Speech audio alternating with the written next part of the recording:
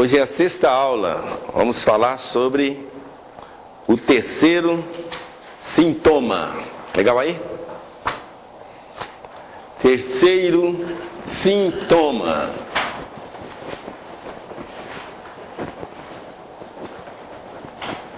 Não perca de vista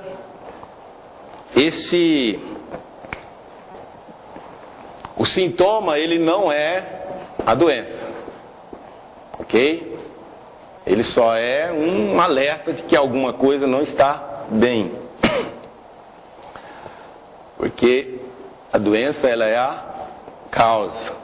Para a gente descobrir a causa, a gente precisa mapear. Está vendo onde é que está entrando o mapeamento? Aqui é a cruz de Cristo.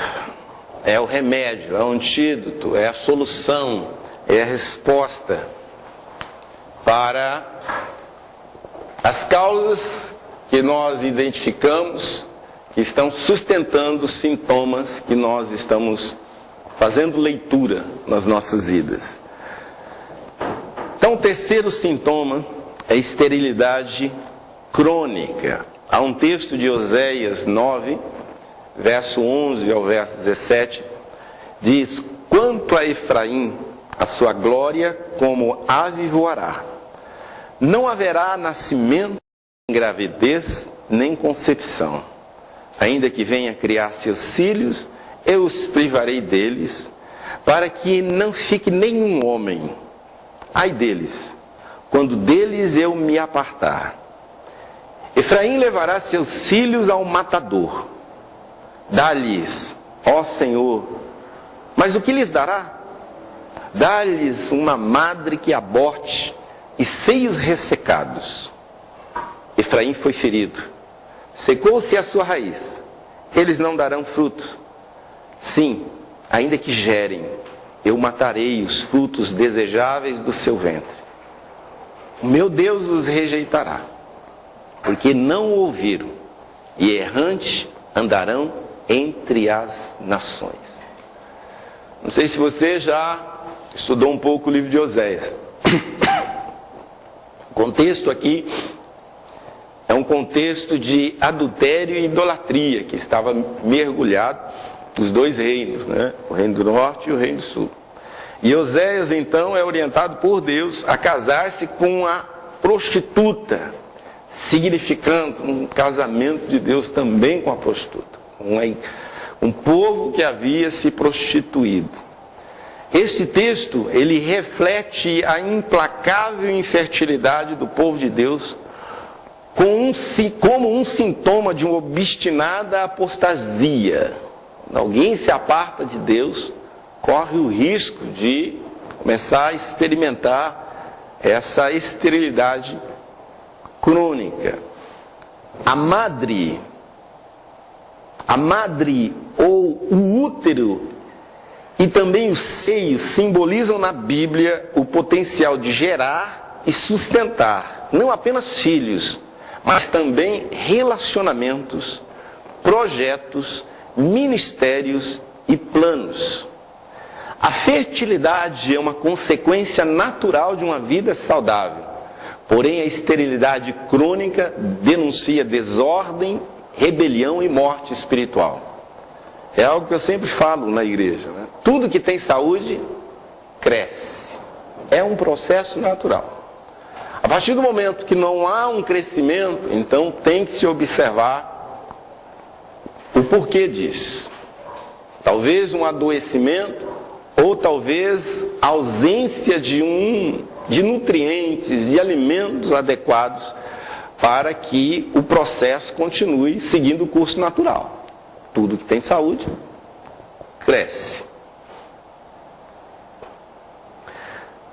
É muito comum lidarmos com pessoas que se veem dominadas pela incapacidade de iniciar e principalmente terminar o que se iniciou. E também pessoas que frequentemente são vítimas de interrupções estranhas estabelecendo frustrações crônicas em diversas áreas da vida. As coisas não se iniciam, ou quando iniciam, estranhamente morrem ou são abortadas. Temos ouvido muitas pessoas dizerem que tudo que elas tocam simplesmente morre, acaba ou se perde. De maneira estranhamente anormal, objetos quebram ou somem, aparelhos estragam, animais de estimações morrem, a empresa quebra, os amigos abandonam, a igreja divide e regride, projetos sucumbem, sonhos abortam, sentimentos se frustram, casamento se destrói. Obviamente, esse tipo de quadro qualifica um sintoma de maldição e merece um aconselhamento no padrão de libertação. De repente você está ouvindo tudo isso e tem observado, talvez na sua vida ou dentro do contexto da sua família, várias situações assim, começa-se bem, empreendimentos, relacionamentos, e de repente aquilo não conclui, não tem um bom fim, é abortado, é interrompido, acontece algo e aquilo não tem continuidade. Isso pode caracterizar o quê? Um sintoma de uma perseguição espiritual, de uma maldição. Meu Deus, está entrando um negocinho no meu nariz.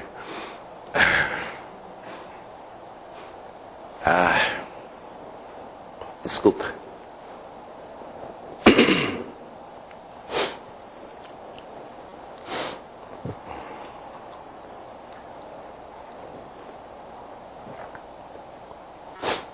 Vamos lá. Podemos alistar algumas coisas que reforçam este sintoma de perseguição espiritual.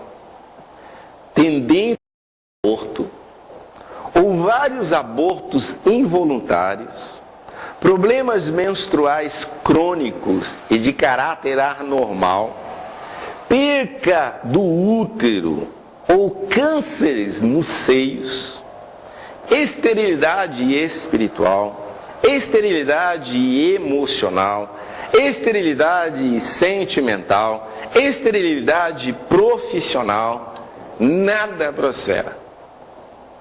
É o seca-pimenteira, né?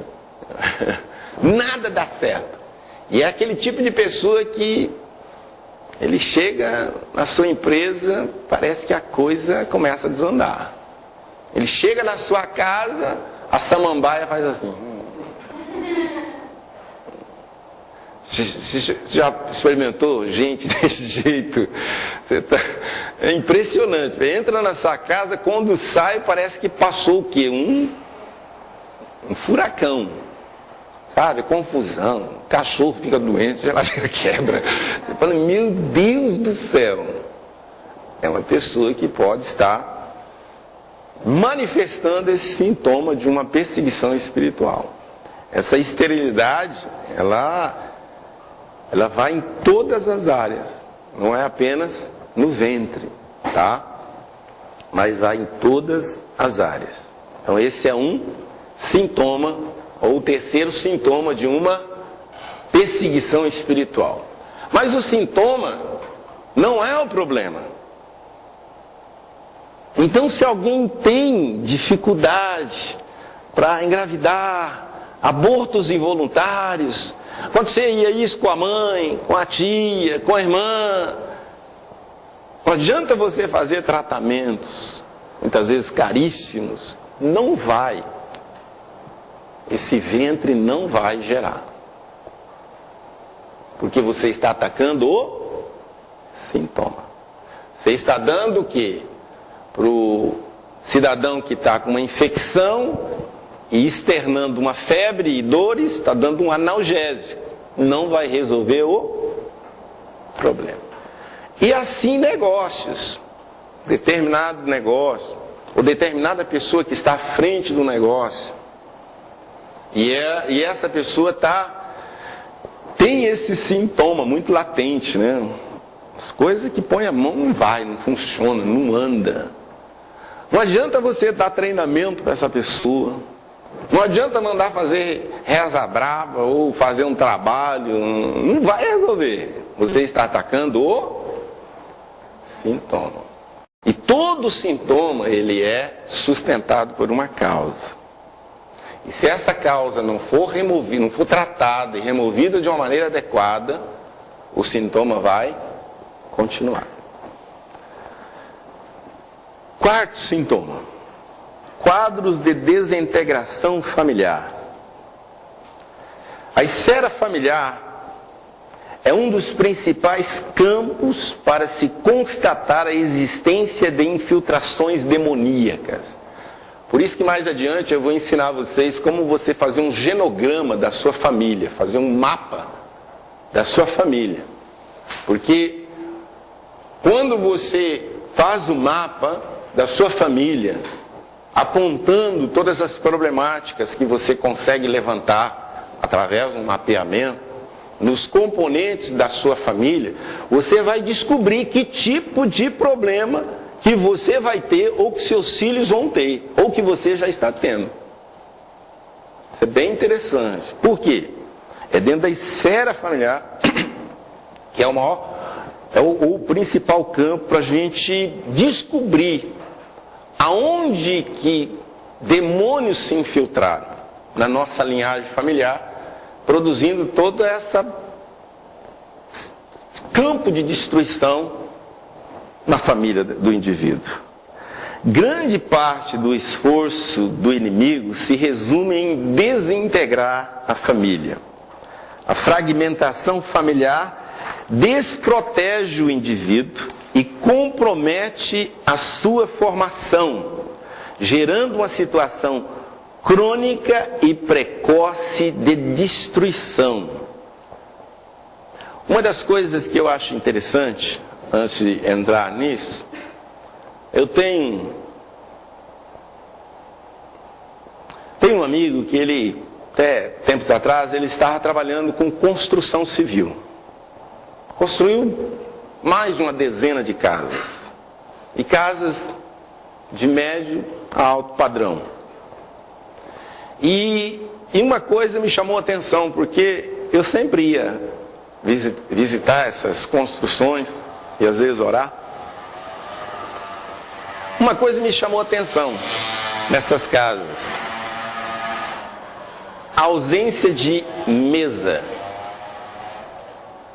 As pessoas fazem um tal de um espaço gourmet na beira da piscina, né? Na beira da piscina, uma churrasqueira lá, e aí tem às vezes um balcão, né? Muito bem trabalhado, muito bonito, mas não tem aquela mesa, sabe aquela mesa onde você, né? Senta avô, filho, neto, bisneto para uma reunião familiar? Não existe mais isso. Isso já é o quê? Um sintoma de que a família já não tem mais isso em mente. Tudo em nome de conforto, modernismo, mas a grande verdade é que as famílias, elas estão se desintegrando. Elas estão se distanciando. E isso é estratégia do diabo. Um dos principais sintomas de maldição numa sociedade é a perda dos vínculos familiares. Por exemplo, quando a pessoa já não sabe mais quem é o próprio pai, ou quem é seu filho, ou não, ou quem é de fato marido ou esposa, etc. A ausência desses vínculos normalmente mutilam a identidade da pessoa sobre vários aspectos. Essa semana eu enquadrei um profissional que cuida de mim, e eu falei: ô fulano, quantos filhos você tem? Ele falou: rapaz, faz 2 anos que eu descobri que eu tenho mais um. Quantos anos ele tem? 5. Então quantos filhos ele tem? Agora eu tenho 3. Agora. se descobrir que você tem mais? Ela, não sei, rapaz. Eu fiquei assim. Eu falei, mas como é que se deu isso? Ele falou, olha, a pessoa era minha amiga. Ela era casada, mas separou, com um tempo separado, e aí a gente saiu. E ela engravidou, depois voltou para o marido achou que era dele. Depois de 2 anos ele descobriu que não era dele. Fez o exame, descobriu que não era dele. E descobriu que era dele, do outro. Eu falei, escuta aí, porque eu estou evangelizando essa pessoa. Falei, escuta aí, e a cabeça dessa criança? É complicado. Porque o pai continua sendo pai. Tem cuidado, não quer abrir mão. E eu, agora sou pai também. Eu vi uma chamadinha na TV. Uma chamadinha não. Esse dia dos pais agora, eu vi um cidadão, um artista aí, ele falando que ele tem também 2 pais. Ele se dá muito bem com os 2 pais. Eu assim, meio pensando sobre isso. Como é que é isso na cabeça do indivíduo? Não é? Mas o que é que a gente tem observado? Que essa sociedade moderna tem gerado isso. Não é? Filhos sem pais, esposos sem esposa, esposas sem esposa e a coisa vai. E a coisa anda. Algumas coisas importantes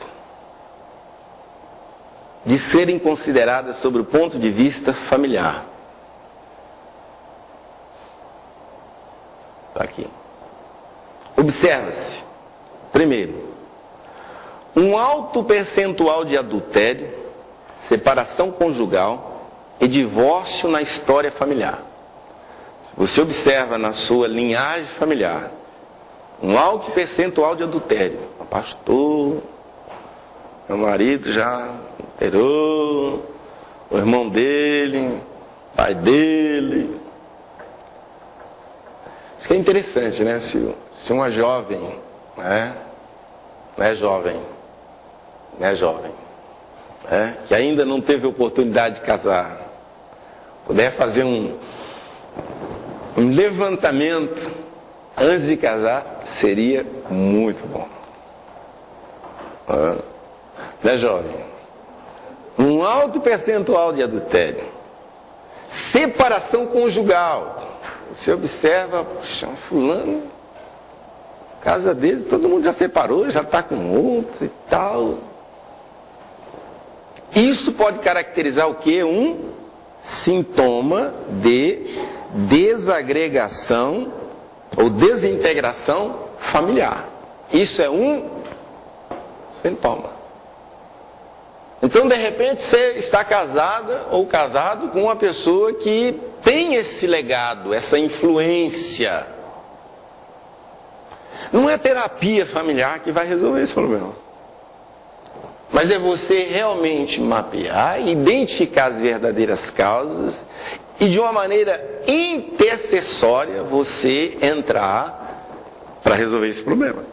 Sempre aplicando os princípios da cruz de Cristo. A gente vai chegar lá. Segundo,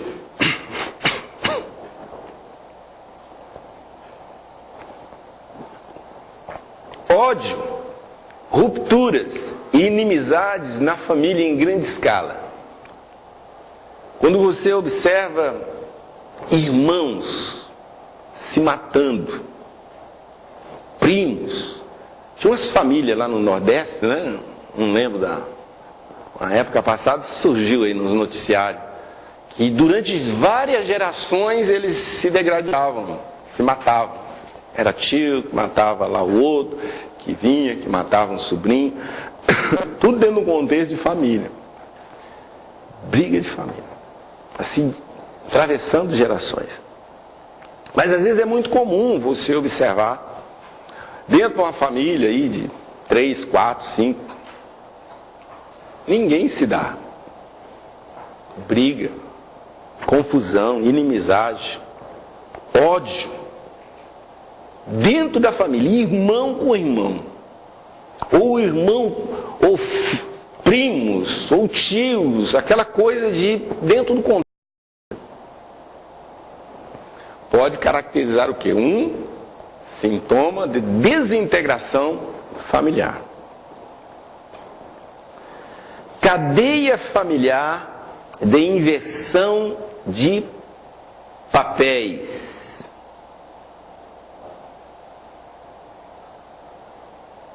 Voltando aqui. Ódio, rupturas, inimizade na família em grande escala. Irmãos que odeiam de morte irmãos ou parentes. Pais que não conversam com filhos há vários anos. Ou filhos que cortaram totalmente o relacionamento com os pais. Situação crônica de violência e briga. Ou até mesmo de assassinato entre familiares e parentes. Terceiro. Cadeia familiar de inversão de papéis entre marido e mulher. Dentro da cultura italiana, né? Aqueles que gostam de se gabar que são italianos, né? Existe muito isso. Tem a tal da Madonna, né? Que não é aquela cantora, mas é aquela que significa minha dona.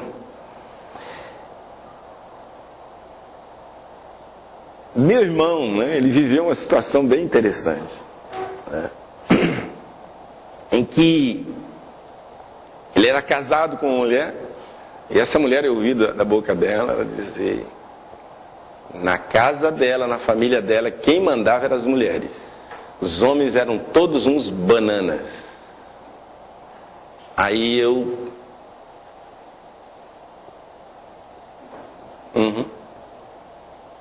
4 mulheres. 4 bananas. E o mais interessante é que esses 4 bananas separaram nesses últimos 4, 5 anos. Que coisa. Que coisa. Existe aí o quê? Um sintoma de uma perseguição espiritual na linhagem familiar, causando essa desintegração familiar. Sob forma de inversão de papéis. É a mulher mandando. É a mulher que manda. O homem obedece. É a mulher que é cabeça. O homem é um...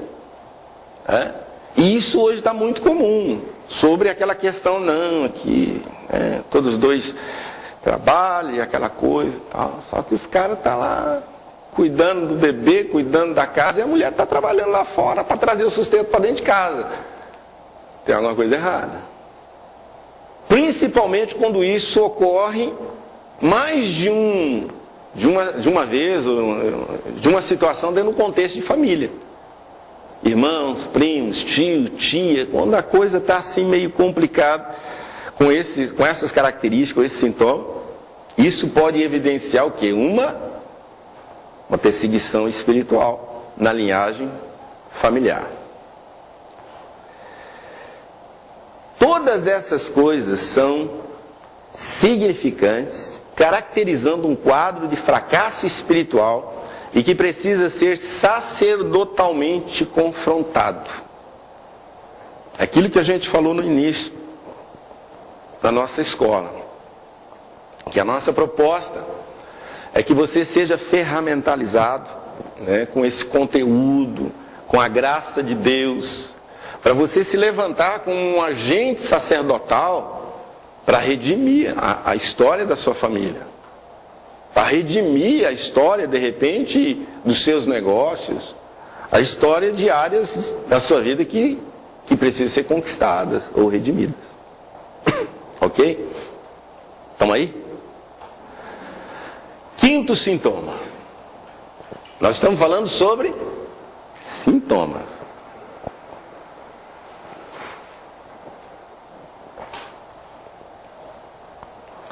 Insuficiência econômica contínua, principalmente quando as entradas parecem ser suficientes. Lembra de Ageu? Quando você lembra de Ageu, você lembra do quê? Saco furado. Não é isso?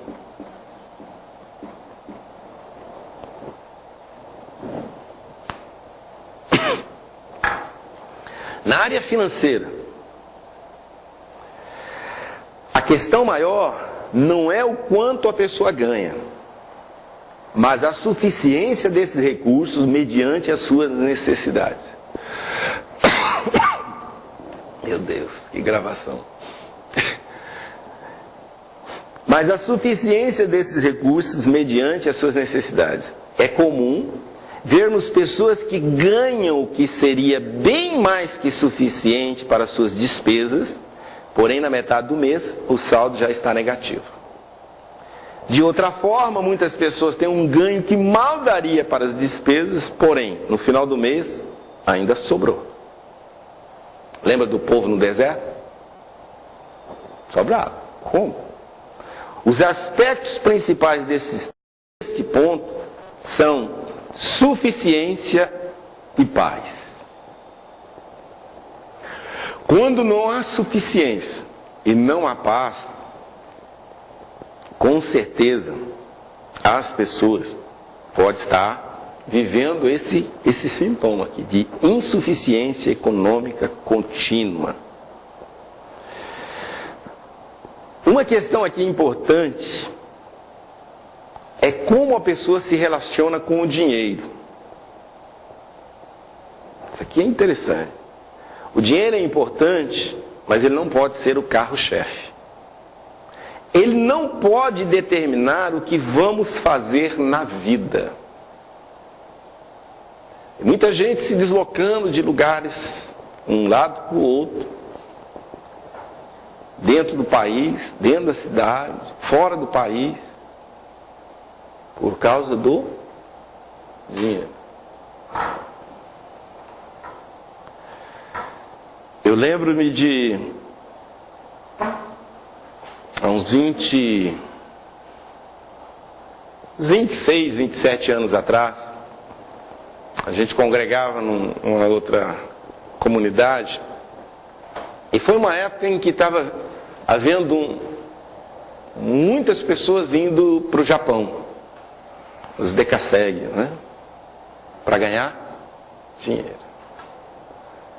Eu tinha e tenho um amigo que ele gostava de uma menina, mas ele casou com a japonesa para ele ir para o Japão trabalhar. E ela sabia disso.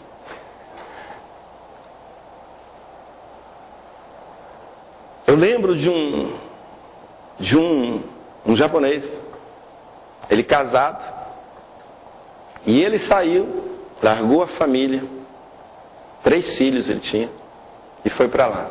Ficou 2 anos. Voltou, uma filha tinha ido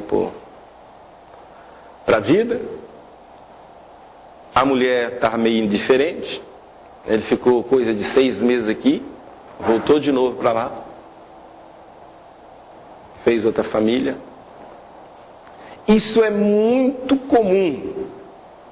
Eu vivenciei isto em 83, 84, quando eu saí de São Paulo e fui morar em Rondônia, em Ji-Paraná. O que eu vi de pessoas que saíram dos seus lugares para tentar a vida lá, e que lá já estavam com outra família e abandonaram as demais, eu vi. A gente ouve muitas histórias de gente que sai do Nordeste, né? Vem para o Sul, Sudeste, e faz outra família e esquece do povo lá.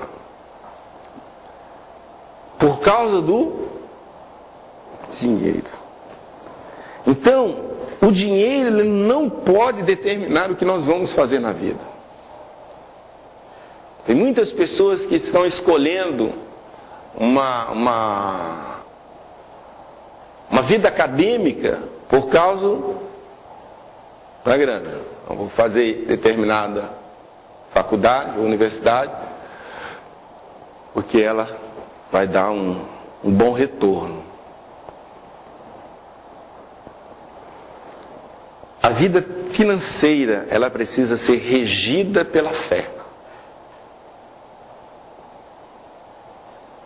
Se a nossa vida financeira, se a gente não conseguir converter o nosso bolso e o nosso coração com relação ao dinheiro a Deus, a gente corre um sério risco de se corromper ou corromper o evangelho que a gente quer viver. Essa relação com o dinheiro é um negócio muito interessante.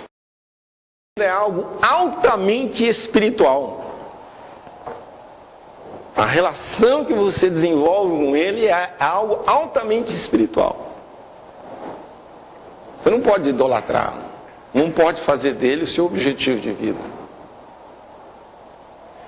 E o sistema capitalista prega exatamente isso.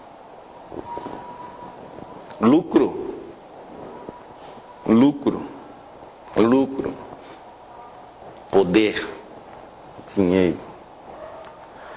Aí aquele texto que diz que o justo viverá pela fé, Gálatas 3:11, e não é pelo salário, o justo vive não é pelo salário. Então quando o dinheiro deixa de ser servo e passa a ser o senhor, a vida espiritual entra em desequilíbrio. Jesus deixou bem claro isso. Não podemos servir a Deus e a Mamon, uma entidade demoníaca muito versátil que está presente em todas as áreas da vida humana. Ou você serve a Deus ou você serve o capital. Os dois não dá. Você não vai se realizar em nenhum dos dois. E às vezes a gente olha para a igreja e vê a minha mensagem de ontem, né? Um bando de gente, um bando de filhos perdidos dentro da igreja. E julgando os que estão perdidos lá fora. E muitas vezes por causa Na questão financeira, algumas coisas importantes de serem consideradas como sintomas de perseguição espiritual são: primeiro, perdas e roubos frequentes. Quando você observa na vida de alguém, na sua vida, volta e meia está perdendo dinheiro, perdendo oportunidade, perdendo negócio. Roubo. Quantas pessoas que já tem vários boletins de ocorrência. Ó, a casa foi assaltada, meu carro já foi roubado. Não sei a enormidade de vezes que eu já experimentei isso. Isso pode caracterizar o quê? Um sintoma. Então, você de repente observa esse sintoma. Não adianta você colocar no seguro, botar no alarme, botar sentinela, porque você está combatendo o sintoma. Não está discernindo as verdadeiras causas e nem lidando com elas. Uma outra característica desse sintoma de perseguição espiritual na área econômica: dívidas constantes, consumismo exagerado, incontinência financeira, ou seja, gasta rapidamente, não pode ver dinheiro. Os farinheiros são bem assim, né? Os caras que gostam de um prato, né? Não pode ver dinheiro, né? Pegou dinheiro, já transforma em pó. Enormes gastos exagerados e até sem explicação. Rapaz, torrei o dinheiro da minha rescisão, nem vi aonde foi. Recebi o dinheiro lá da herança, lá sumiu. Viu essa história? Não fiz nada com o dinheiro esse mês, sumiu. Um caso, não é, recente? Acho que eu comentei aqui, no cidadão aí que fui lá, ele falou assim: me explica, você é contador? Eu falei: não sou contador não, mas você entende? Eu entendo. Então me explica isso.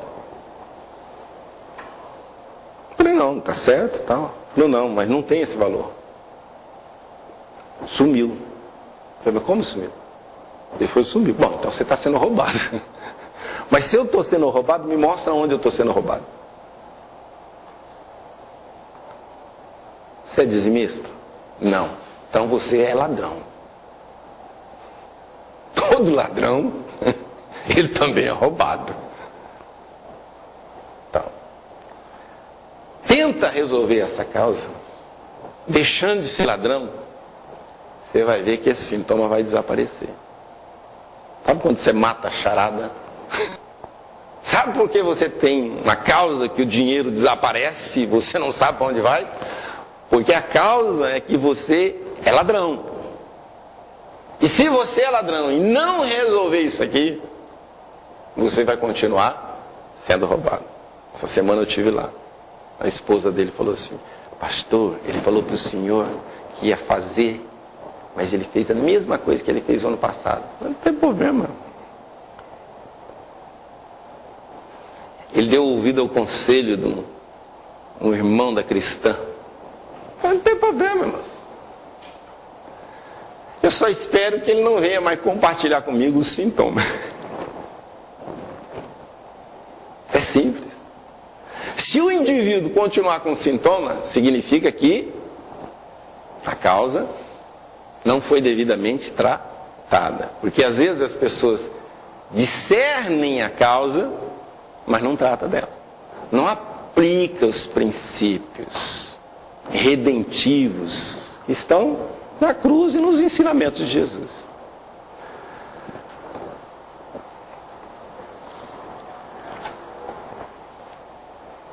Todo tipo de compulsão incontrolável aponta para uma questão de exploração demoníaca.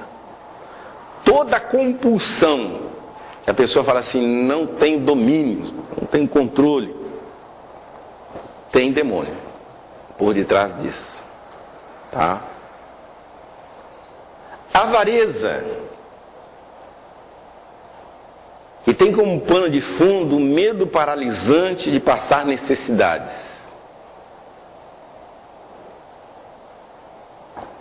Casos de bancarrota na família, pais e avós que eram ricos e simplesmente perderam tudo.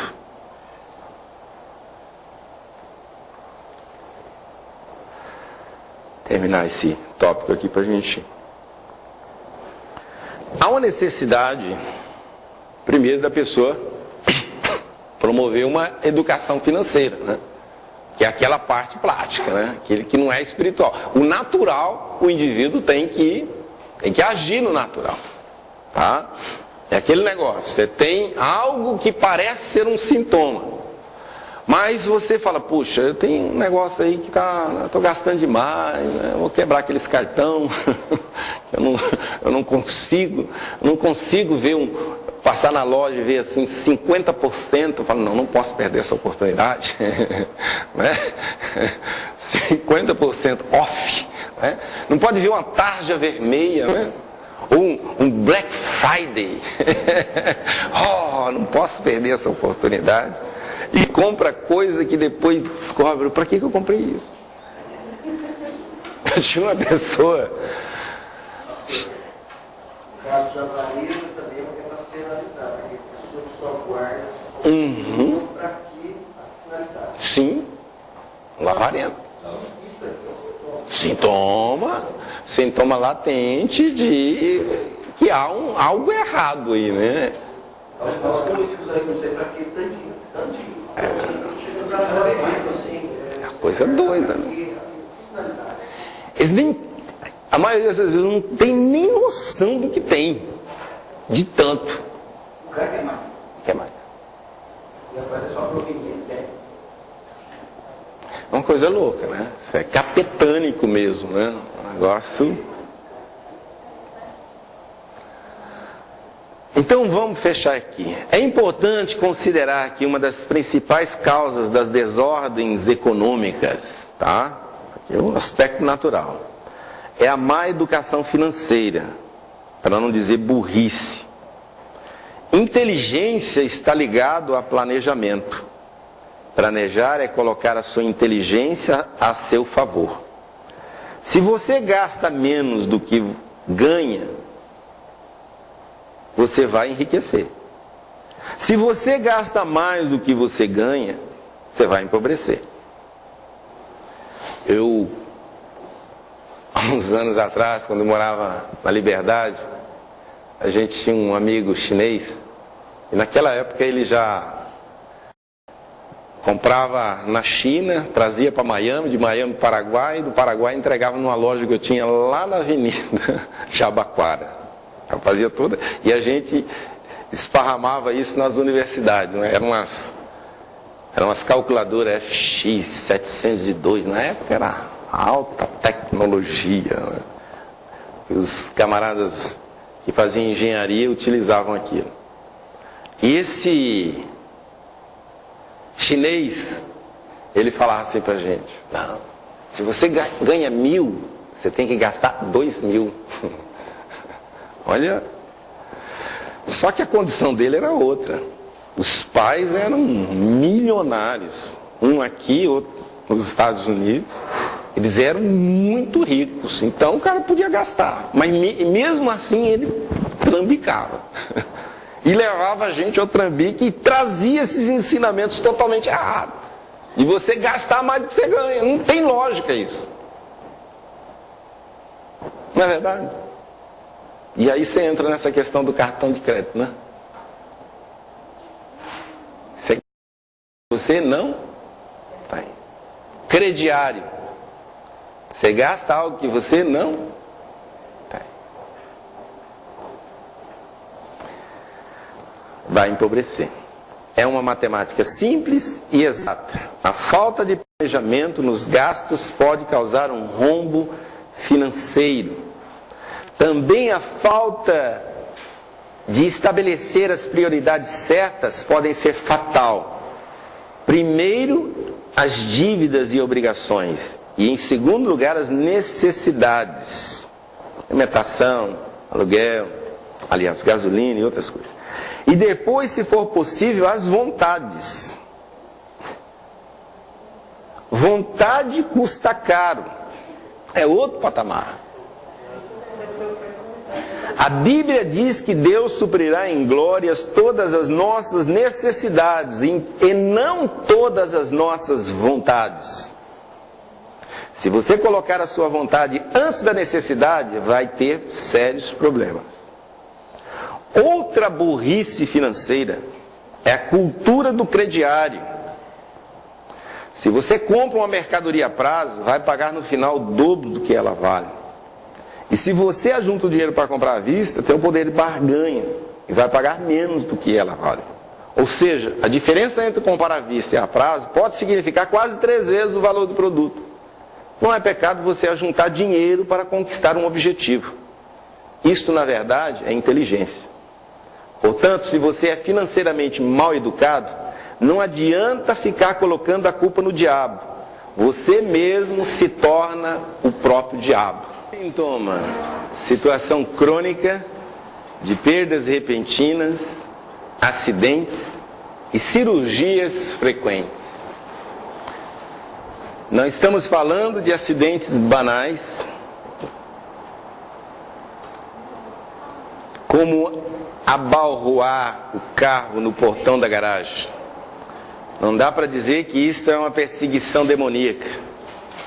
Não é nada mais do que imperícia ou desatenção, mais conhecido como braço duro. Estou falando de repetidas situações envolvendo acidentes sérios e estranhos, algumas vezes inexplicáveis. Algumas pessoas são um desastre ambulante. Elas estão continuamente sendo vítimas de sérios acidentes com perigos de morte. Um após outro, é como se alguma coisa estivesse tentando insistentemente destruí-las de todas as formas possíveis. A pessoa sofre acidente automobilístico, acidente de trabalho, em casa, se envolve em confusões, brigas, sofrendo muitas vezes ferimentos graves e às vezes até fatais. Isso merece uma investigação. Quando você observa, no contexto familiar, um ou mais pessoas experimentando esses tipos de desastres, né? Uma outra questão são as cirurgias. De certa forma, qualquer um está sujeito a ter que fazer algum tipo de cirurgia. Porém, quando isso se torna muito frequente, é necessário atentar para os envolvimentos dessa pessoa com o ocultismo, mais especificamente com o kardecismo. Há um exemplo de uma pessoa que passou por 7 cirurgias em apenas um ano. Ela havia sido um instrumento do Dr. Fritz por anos a fio. E após a sua conversão, além de enfrentar doenças constantes na sua família, esta entidade vinha se alimentando do seu sangue derramado em cirurgias frequentes. Não sei se vocês já observaram, né? Já falei sobre isso. As cirurgias espirituais, não sai sangue das incisões, porque aquele sangue, de certa forma, ele é vampirado, e você acaba fazendo uma oferenda a uma entidade e recebendo dessa entidade um favor. Só que nisso você estabelece um pacto, uma aliança com essa entidade. Aí você vai para a igreja, levanta sua mãozinha e diz sim para Jesus. Sua vida mudou? Se você não romper com as alianças, com os pactos que você fez, certamente eles continuam tendo validade. Ah, mas nova criatura eu sou, as coisas velhas se passaram, tudo se fez novo. Então tá bom. Então, resolve o seu sintoma de uma outra maneira. Obrigado, velho. Resolve o seu sintoma de uma outra maneira. Então é interessante atentar para isso. Esse sintoma, ele é bem interessante, por quê? Porque dentro do catolicismo existe até umas entidades, né, que se camuflam por detrás do São Jorge, São Cristóvão. Você já pediu para essas entidades aí proteger o seu carro? Hã? Tem lá um balangandanzinho lá no seu retrovisor do São Jorge. E um exemplo bem claro, eu tenho observado, a Mara não está aqui, mas ela poderia até atentar. O São Judas Tadeu é um santo das causas perdidas, não é isso? Aqueles que já foram buscar a favor da entidade. Eu tenho um irmão, que ele era ministro da Eucaristia, lá no São Judas Tadeu. E ele muito envolvido, e ele muito, muito dedicado, ajudava muito naquelas promoções, daquelas festas que eles faziam lá, que davam uma alta rentabilidade, e ele que normalmente transportava, manuseava esse capital. Eu nunca vi um cara ser tão roubado na vida como ele foi nessa época, quando ele servia de uma maneira efetiva essa entidade chamada São Judas Tadeu. O cara era roubado tudo quanto era jeito, o carro dele roubado diversas vezes, celular, carteira. E o absurdo é que uma vez ele estava com um pacote de dinheiro em cima do banco, o ladrão entrou, levou a carteira dele, o celular dele, e não levou o dinheiro do santo.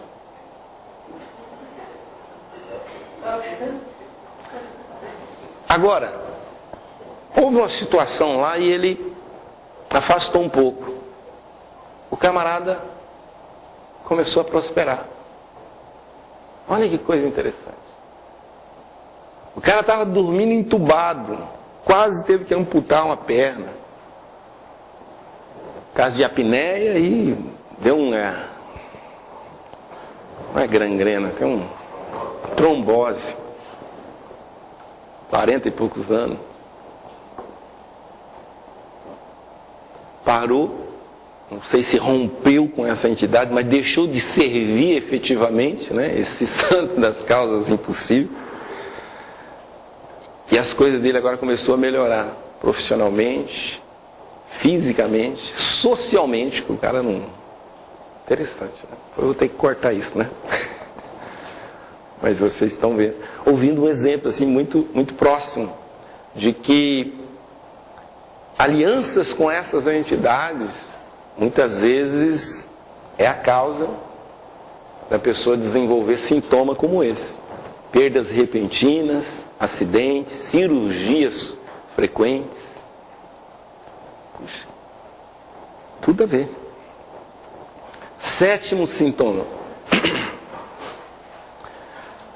fracasso crônico associado à história de suicídio na família. Fracasso emocional, relacionamentos, fracasso econômico, leva muitas vezes as pessoas a tentar suicídio. Eu não sei se você já pensou a respeito disso em algum momento da sua vida, mas isso é algo que você precisa considerar. Se você pensou, ou se você até tentou, é algo que você precisa considerar como um sintoma.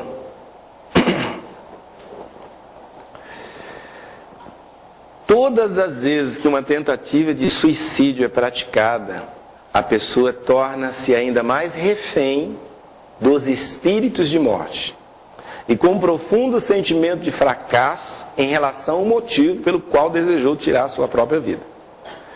O suicídio normalmente estabelece um legado de depressão, fracasso e bancarrota na linhagem familiar. Se você olhar para a sua linhagem familiar, se você vê casos de suicídio, é importante você atentar para esse sintoma. De repente ele não já está sendo evidente na sua vida. Fracasso em áreas financeira, emocional, relacionamentos. De repente até filhos. Você fala, não, nunca passou pela cabeça tirar a vida, mas de repente seu filho já pensou em tirar a vida. Tentou em tirar a vida. Por quê? Um legado, uma perseguição espiritual na linhagem familiar, trazendo até bancarrota. Tentativa de suicídio por causa de perda financeira faz com que o fracasso se instale nesta área. E a pessoa nem sabe de onde está vindo isso. Poxa, começo tão bem. Por que não dá certo? Bem interessante esse sintoma. Um outro sintoma, 8º, ira incontida, associado à história de homicídio e crimes na família.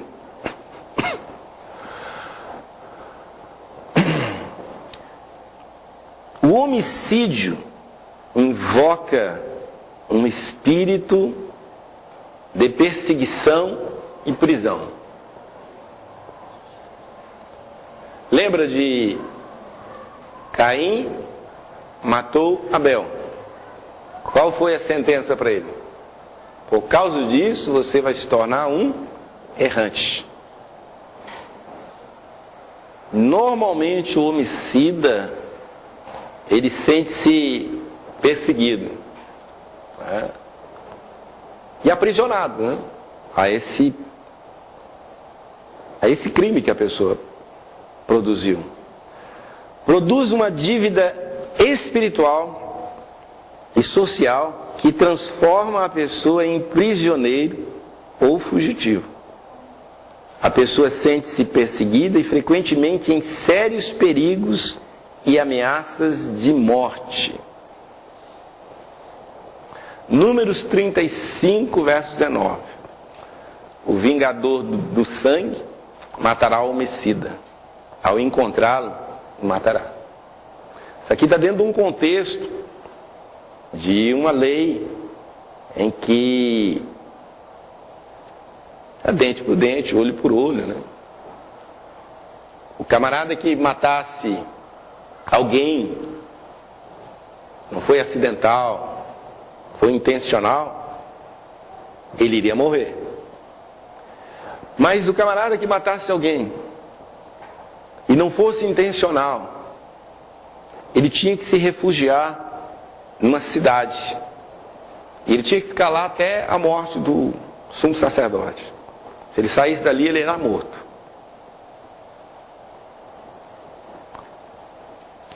Aí um vingador do sangue era um membro da família, que tinha autorização espiritual para matar aquela pessoa se ela fosse encontrada fora da cidade de refúgio, onde ela tinha que ficar. Por isso esse versículo. Então um camarada matava alguém, tinha que ficar numa cidade de refúgio. Que não fosse intencional. Se fosse intencional, aí já ia pro pó. Ele tinha que ficar nessa cidade de refúgio. Se ele saísse, inclusive houve até um histórico lá de Davi, um cara lá, você vai ficar em tal lugar. Se você sair de lá, você vai morrer, tá bom? Aí o cara, beleza. Aí os empregados saem fora, ele vai atrás, aí os caras pegaram ele e mataram ele. Vingador de sangue matará o homicida, ao encontrá-lo, o matará. Pastor, dá para voltar o sintoma 8? Ira incontida, associada à história de homicídios e crimes na família.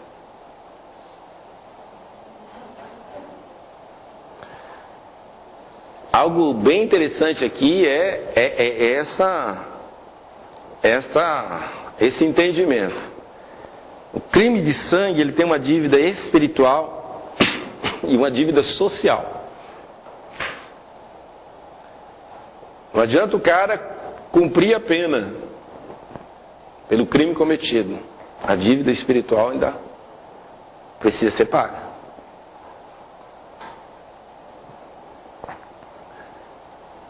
É um camarada aí,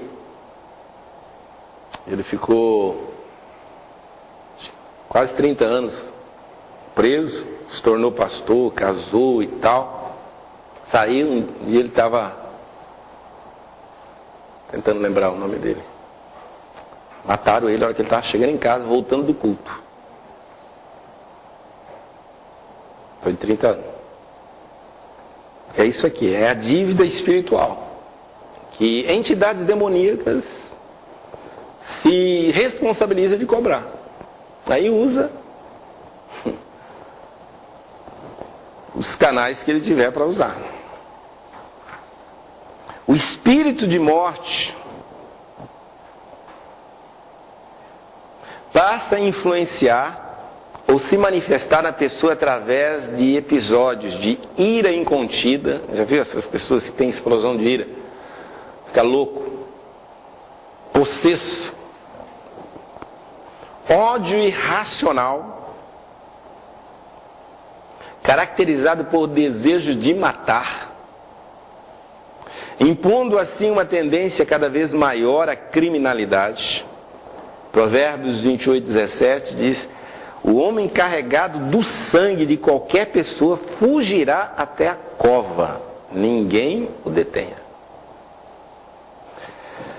As consequências de um homicídio também podem se tornar implacáveis na família e descendência do idoso. Olha que coisa interessante. Seu pai matou alguém, seu avô matou alguém. Se não houve,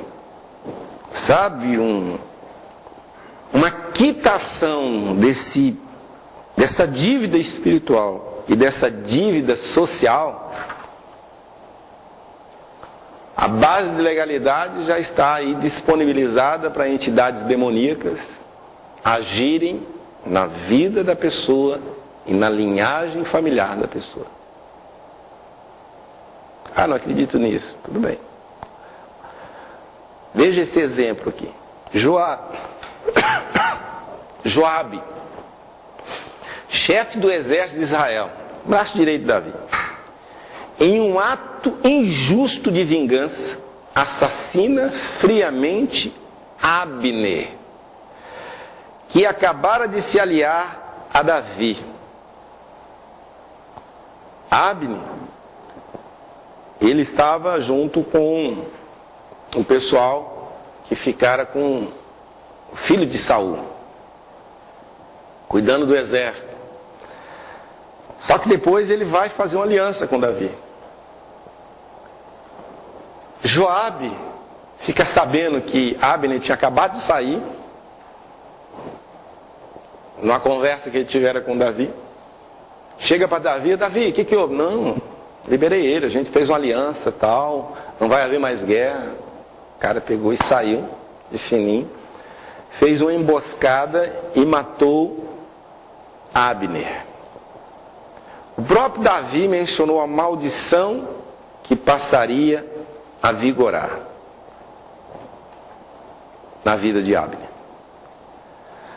Ele diz assim, 2 Samuel 13, 26 a 29: inocente para sempre sou eu e o meu reino, para com o Senhor, no tocante ao sangue de Abner, filho de Ner. Caia ele sobre a cabeça de Joabe e sobre toda a casa de seu pai.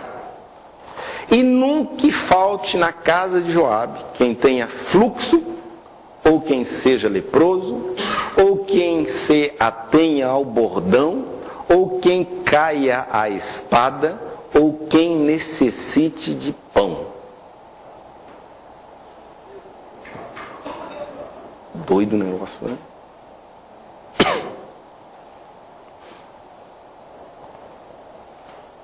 Tentando lembrar de uma outra passagem.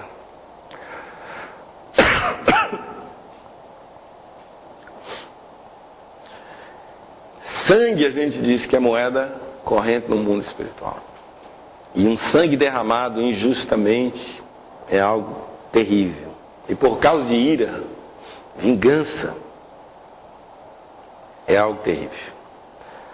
Apesar dos familiares de Joabe não terem nenhuma responsabilidade direta, eles sofreram as consequências. Davi interpretou espiritualmente a situação, esclarecendo que muitos descendentes de Joabe sofreriam de doenças venéreas, lepra, aleijamento, morte por assassinato e mendicância. E Joabe teria a infelicidade de presenciar as consequências do seu crime na própria família e descendência. Pior do que você saber, você ver, né? Lembra de Davi? Quando ele trai, adultera com Betseba, mata Urias, Natã chega lá e diz o que para ele? A espada jamais apartará da tua cara. E esse filho que nasceu vai morrer.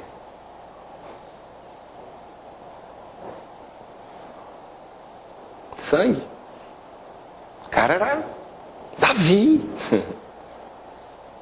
Mas ele mandou matar. Ele mesmo não tirou a espada, mas ele deu o revólver.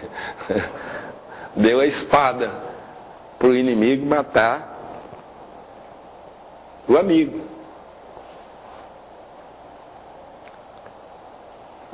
Nono sintoma: insanidade e colapsos mentais crônicos ou cíclicos. Pode crises depressivas cíclicas,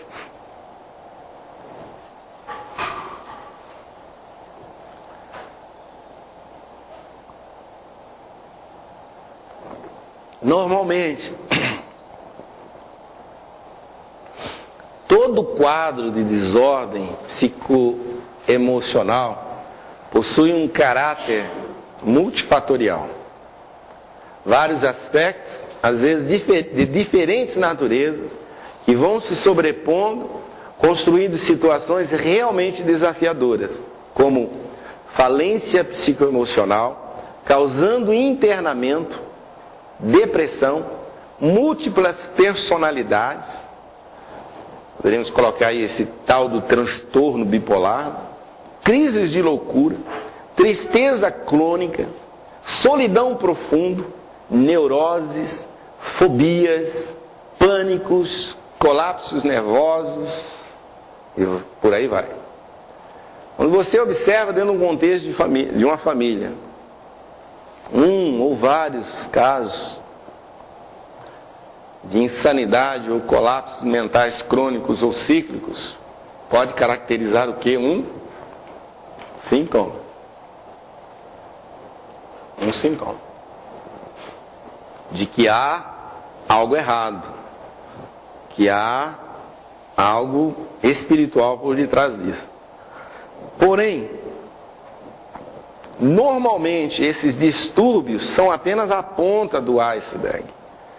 Desordens emocionais, como a depressão, é apenas o sintoma de que há muito tempo algo vem morrendo de dentro para fora na vida da pessoa. E tudo isso é resultado direto e indireto de desenvolver sistematicamente um estilo de vida que agride a própria natureza e identidade. O próprio vício, a drogadição, já é algo que a pessoa começa a desenvolver e aquilo vai agredindo a natureza, vai corrompendo a identidade. De repente a pessoa está lá.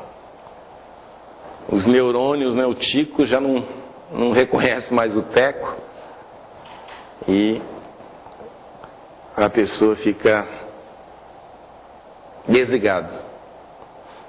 É importante mencionar que muitos colapsos psicoemocionais resultam de toda uma construção envolvendo vários fatores. Devemos avaliar a situação sobre várias perspectivas: emocional, orgânica, genética, nutricional e ambiental. Porém, não ignorando que praticamente todo tipo de falência psicoemocional tem um componente espiritual. Então, por mais que haja alguns componentes de ordem natural, toda falência psicoemocional ela tem uma conotação ou um componente espiritual que não pode ser desconsiderado. Eu tive uma experiência bem interessante há muitos anos. O meu irmão, ele trabalha com autistas há muitos anos, mais de 30 anos. E uma vez, um desses meninos, a família de um desses meninos, foi viajar e eles falaram para o meu irmão cuidar lá da casa deles, dormir lá na casa deles. Ele não queria deixar a casa sozinho. E meu irmão precisava viajar também. Acho que foi no começo do meu casamento com a Mara, que eu lembro que a gente foi junto para lá. E nós fomos dormir nessa casa. E era para a gente dormir no quarto do menino. Quem falou que a gente dormia no quarto do menino? Era você fechar o olho assim, parecia que a parede estava viva e vinha assim para cima de você. Pensa, a gente não tinha esse entendimento, né? A gente era crente, da igreja, né? Então você só fica naquela, o sangue de Jesus tem poder, né? Faz todos os benzimentos que você achava que ia resolver o problema. Não resolveu o problema. Aquilo ali era só havia coisas por detrás daquilo, né? E muitas vezes não adianta você chegar lá, sai. Não vou sair não. Você é dono? Não sou. Então não vou sair. Donos somos nós. Temos direito. Posse é nossa. Eu sei que nós ficamos, não sei se foi 2 dias ou 3 dias naquela casa, dormindo na sala. Não demos conta de dormir no quarto. Não demos conta. E o menino, ele era bem problemático. Ele está vivo. Ele era bem problemático. Muitos distúrbios, né? Além daquilo que ele já tinha como diagnóstico, ele tinha outros distúrbios. Só que esse componente espiritual, com certeza, nunca ninguém abordou ou tratou na vida dessa criança. E da família. Toda a família fica cativa daquilo, né?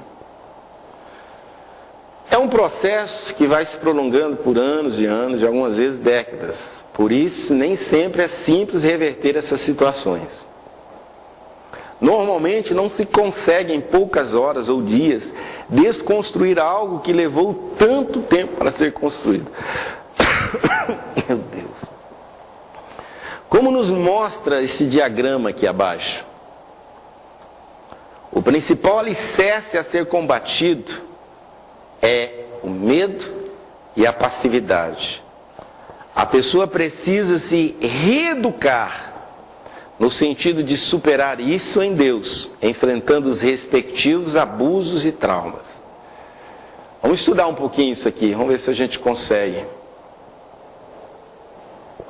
Vocês estão vendo isso aí, não? Não? Não dá para ler? Deixa eu ficar aqui mais. Não quero ficar na frente da câmera.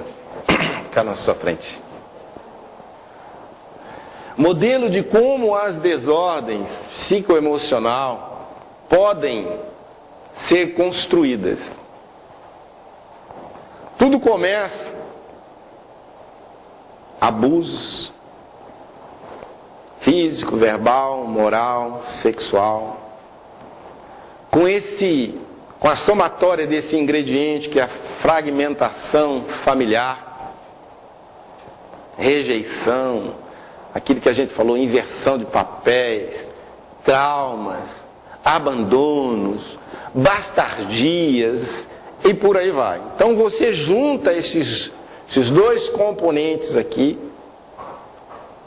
vai gerar no indivíduo, no filho, medo. Medo. Levando muitas vezes ele a uma vida de passividade, indiferença, apatia. Quando a gente estiver estudando dinâmica da personalidade, a gente vai abordar esses dois aspectos aqui. Quando a pessoa, ou ela vai para o lado da auto-rejeição, ou ela vai para o lado da auto-rebelião.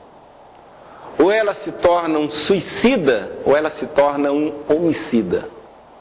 Mas no final é colapso, desintegração psicoemocional. Loucura. Então aqui você observa, da passividade, ou vai para a auto-rejeição, trazendo autodesvalorização, autocondenação, sofrimento crônico. A pessoa fica aprisionada. Tem um caso assim na família. Por um outro lado, a passividade pode levar à insegurança, ansiedade, o estresse ou a fadiga. Aqui estão os ingredientes que conduzem a pessoa para o vício, seja ele qual for. Droga, álcool, comer demais, comer de menos. Vício. Você percebe que tudo tem uma causa. E normalmente a causa é o contexto familiar. É o contexto familiar. Seja o atual ou seja o anterior. Não é? Daqui, da insegurança, vai para as desordens psicoemocionais, depressão, pânico. Aqui vai para recalcamento, autoamnésia. Isso aqui é bem interessante, a gente vai falar um pouco sobre isso. Muitas vezes a pessoa ela produz essa autoamnésia porque ela não quer lembrar de trauma que ela experimentou às vezes na infância, de abusos, de várias ordens. Então a pessoa ela bloqueia essa lembrança, porque essa lembrança produz dor. E a dor emocional é uma dor terrível, né? Que ela acaba sendo sufocada às vezes por um vício, né? Mas mais adiante a gente vai falar um pouco mais sobre essa autoamnésia. Tendências aos surtos, né? A pessoa ou ficar doidão ou ficar passivão, né? Desligar. Fuga para fantasias. Na dinâmica da personalidade a gente fala um pouco mais sobre isso, né? Que a pessoa às vezes acaba construindo um castelo e morando nele, né? Aí vai, quem cobra o aluguel é o psiquiatra, né?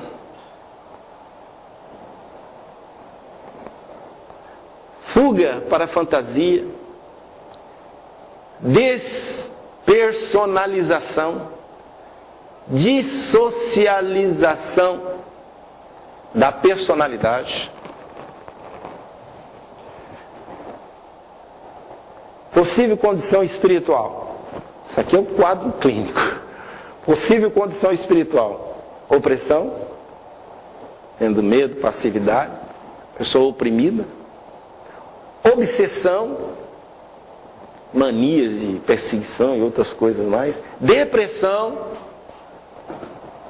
e possessão. É quando os demônios tomam conta. Que é o final aqui, ó. Endemoniamento. Pastor, nesse caso dessa obsessão aí também é aquele exagero também da religiosidade tomar conta também, né? Aquele que fica bitoladão mesmo. De certa forma ele fica focado em algo que extrapola, né, uma normalidade, né? Pode ser qualquer coisa. É bem interessante isso aqui. Isso aqui ajuda a gente a explicar uma série de coisas e ajuda até a gente se ferramentalizar de como tratar com algumas situações. Não adianta você internar. Às vezes a internação é necessária para a pessoa ter um equilíbrio na sua química, né? Mas se não tratar esse componente espiritual, a pessoa ela jamais vai ser curada ou vai ser liberta. E o mais interessante em tudo isso é que isso passa para os descendentes. Um negócio doido, né? Mas como? Que às vezes o indivíduo desse, ele nem gera filhos, nem casa. Mas outro, às vezes um irmão ou uma irmã saudável, gera filhos, e esses filhos às vezes recebem esse legado espiritual que manifesta no natural ou no físico. Maravilha? Por hoje é só.